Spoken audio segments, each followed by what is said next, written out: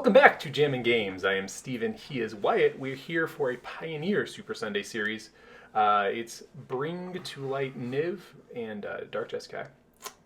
And Wesley on the left is playing Bring the Night.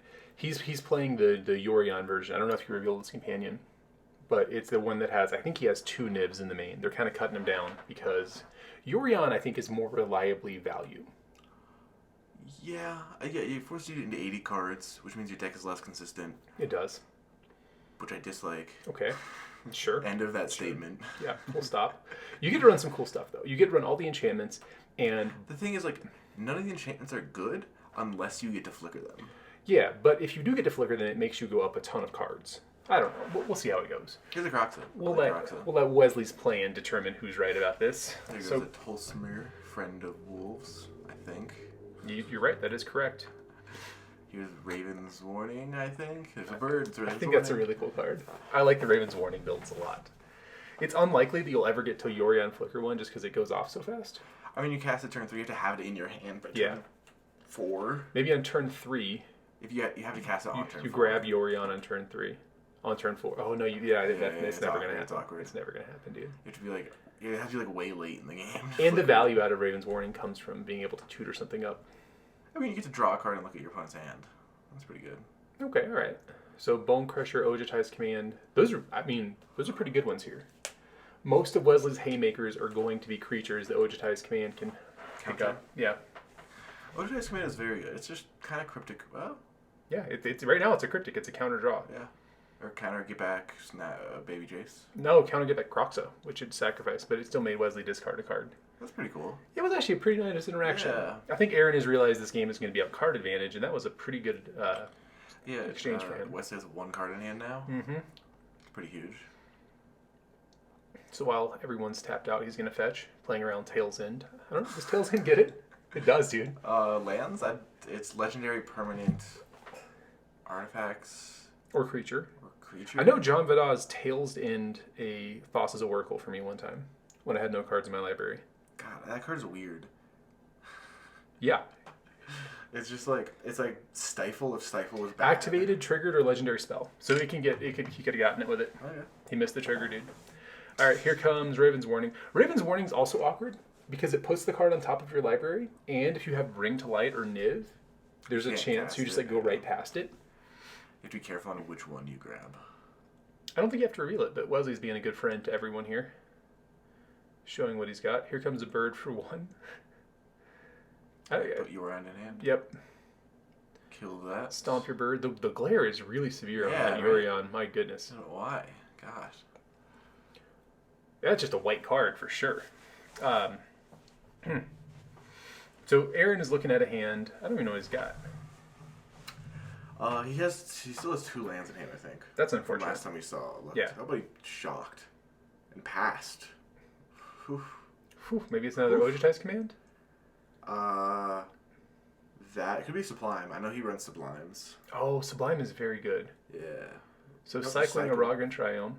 So I think if this Clothis sticks, Aaron's going to have a hard time killing it. I mean, Croxa gets way worse. He has to cast Croxa this turn, I think. Yeah. Well, not going to be a Croxa. I don't think he has enough cards. Oh, that's fair. Yeah. Mm-hmm. He's a Jace Architect of Thought. Mini factor fictioning. Sure. These are always so hard to do. I hate factor fictions so much. I always feel like I'm making a stupid decision. This is what I would have split him up back to. You either give him the high impact spell or the land and the creature he can cast. I don't know which one he picked. Did you see? He has Yorion in hand, so he books the creature pile. So you can't really cast the creature reliably. And you can flicker the Oath of Kaya. Yeah. All right, man. All right. So exiling a Croxa, gaining 2. I'm actually a pretty big fan of Clothis. Yeah. And, in any matchup where it can just become inevitable, I think it's pretty strong. Here's a Bring to Light for... It's a Valki, yeah. Let's see which side he elects to cast. He went back. He went backside. How strange. Bizarre. How bizarre. Okay. Well, this will either end the game immediately, or we'll have at least 2 turns of magic. Okay, nope. Plus, here we go. It's a Jace Architect of Thought. And a Growth Spiral. Both are pretty good. And he has the breeding pool. Yeah, for that Growth Spiral. We can use anything for anything, but... Oh, I guess that's fair. Yeah. I forgot that you just get to cast spells. The Growth Spiral is in his deck, though, so he probably can also cast it pretty easily. Yeah. Another Fact or Fiction here. Picking up another Monastery. What is that guy called? Soulfire Grandmaster. Aaron will play that guy and then, like, Deafening Clarion me. I'm playing Jund Sacrifice. Does not feel good. So, it's kind of funny that Tybalt has had, one turn, and it's kind of overwhelming right now. This is Jace Architect of Thought. Yeah, all of it is going to be insane. Yeah. And just, yeah. So exiling another card from the graveyard. Here's 2K2. Yep, that's the mode he picked. That's a nice mode. Yeah. What a good mode. So what do you do here, Wesley? It's really hard to play into this Yorion right now. Into this Yorion? Yeah. What do you mean? I guess now it doesn't matter as much. But he could have cast Bone Crusher Giant earlier, but it would have just died to the Oath of Kaya. And same thing for the Soulfire. Oh, we're talking about Aaron. Yeah. I agree. Aaron is not... So here's a Dreadbore. Yeah. And then just Yorion probably. Flicker everything. Or plus Exile. See what we get. Couple of lands here. That's good, yeah. I think that even if it's better to play your land, you preferentially play your opponents for the Rubbins. You get to, like, touch their cards and do things with them. Yorion on the Flicker. Yep. Step, come back, kill the Soulfire, gain 3. That looks like a Dramokus command in Aaron's hand, which sadly doesn't have a great...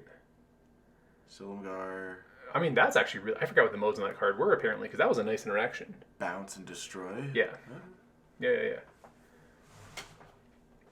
I think he's still behind, but he definitely won that interaction.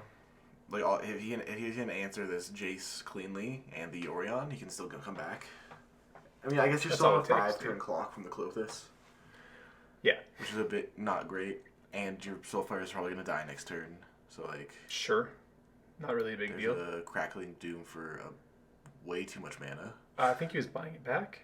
But he chose to elect to leave it in the graveyard. That's the meta... I don't know what he's been mana on. Yeah, right. Is it 5 to buy back a spell or 4? I cannot remember. Huh. What's the guy's name? Soulfire Grandmaster. I hope I'm right on that. You are. I'm just saying the wrong card. It is 4 to buy back a spell. So it looks like he bought it back and opted to not put it back in his hand. You know what, dude? All right. Not going to stop you, bro.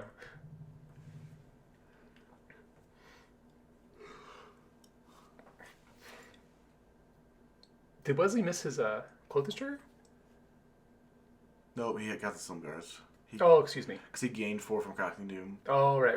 But didn't buy it back, so... All right, so stomping off the rest of that Jace Architect, I thought. Wesley's already gotten the Fact or Fiction out of it, which is pretty good here. Is he sandbagging this Fabled Passage? Can you buy back Stomps? I think there's 2 competing replacement effects. Yeah, right? And I don't actually know which one wins. How's that one worded? The next time you cast an instant sorcery spell from your hand this turn, put that card into your hand instead of your graveyard as it resolves. And then what's adventure read? I don't know. Look up Stomp. I'm gonna have to look up this exact. You have to find running commentary on. Oh yeah, I'm more interested in the Stomp Soulfire Grandmaster interaction right now. But Wesley looking kind of flooded almost, and not much action. He's a Clothis, like he's still pressuring his Clothis, but yeah. Oh, he's a binding or a Niv. Never mind. I guess that's pretty good. But Aaron has he just cast. Oh, he did put the Crackling Doom back in his hand. But Wesley getting plenty of cards off of this. Gosh, sometimes, man. It just whiffs, and sometimes it hits like this, like where you get 5 cards. Wow. He also can't take 2 of these, Raven's Warning and Yorion. Or blue-white. Uh-huh. Well, looks like still gonna take them. Try and stop me, Aaron, you idiot. Okay, and he's gonna cast the Raven's Warning with the Yorion and hang it up. Oh boy. That in his defense, that Yorion is Japanese. So it's hard to tell what language. The colors look very different. Yeah. Kill your burb. And get back Soulfire Grandmaster.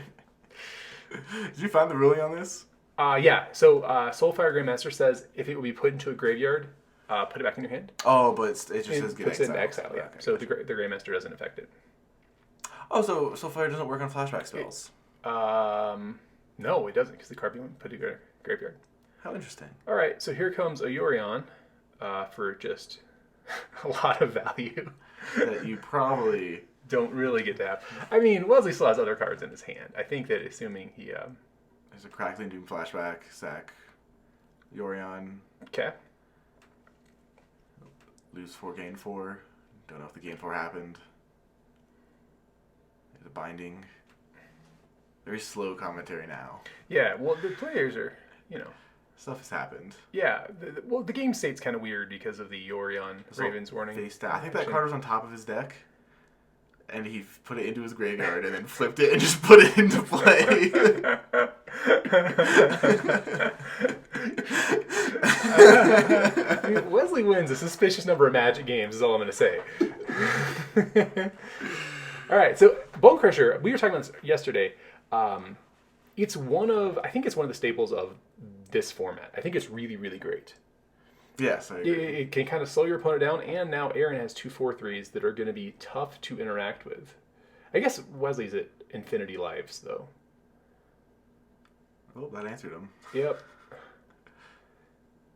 I guess that was a pretty clean answer to him. So here we go. Draw the Niv-Mizzet. This thing dies. This one goes and gets a forest, excuse me. Gets a Ketria Triome. Triome.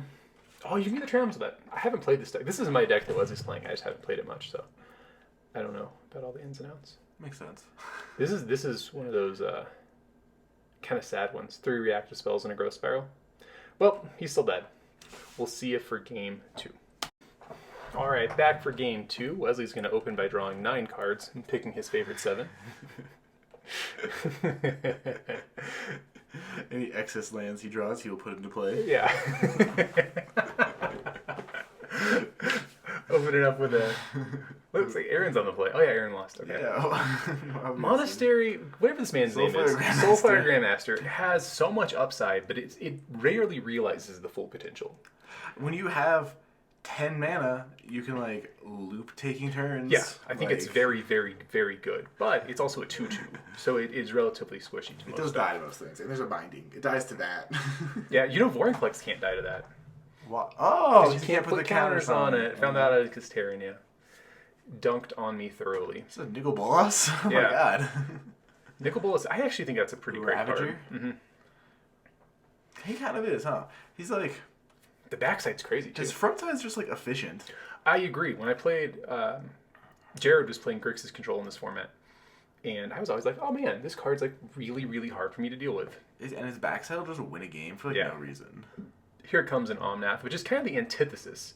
Is he doing it? Is he going Omnath, Fabled Passage, Swamp, Niv-Mizzet? This is every person's dream. Do it, Wesley. Do it. Or is Bring to Light Valki Tybalt?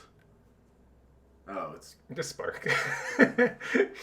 3 floating, pass. Alright, dude, whatever. Still cool. Mana Burn. Yeah, I like Despark in this deck. If you brought back Mana Burn, Omnath would be bad. Yeah, well, no, still, you gain 4 and then lose it. I guess so. Yeah. Omnath is... So this deck is called Niv-Mizzet. It runs more Omnaths than Niv-Mizzets.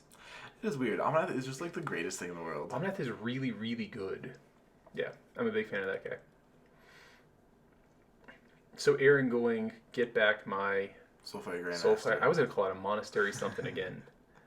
There's another binding. But there's a Silmar's the minus... I don't know what... It is. I believe it is bounce counter. And so I think that Wesley is thinking about whether or not he should play his fetch, use his fetch land. What is this?